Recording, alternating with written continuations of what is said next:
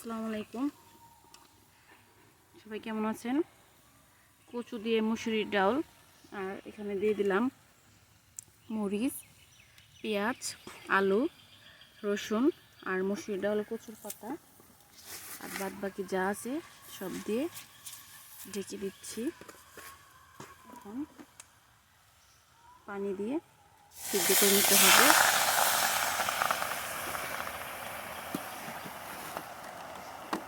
দিয়ে দিচ্ছি স্বাদ মতো লবণ আর একটু হলুদের গুঁড়া।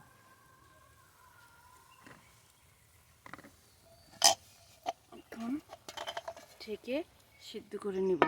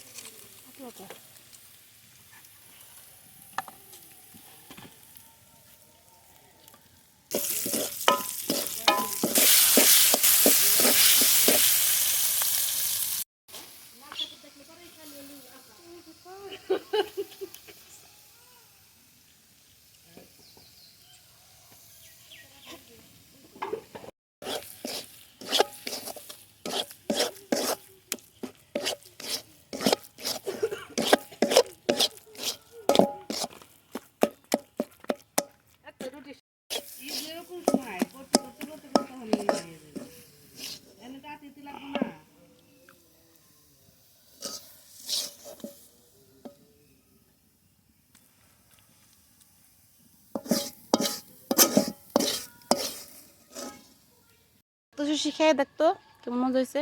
আচ্ছা দেখি,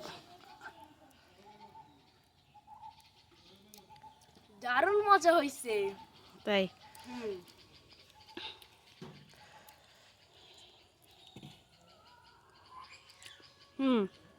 মজা হয়েছে। ঠিক আছে।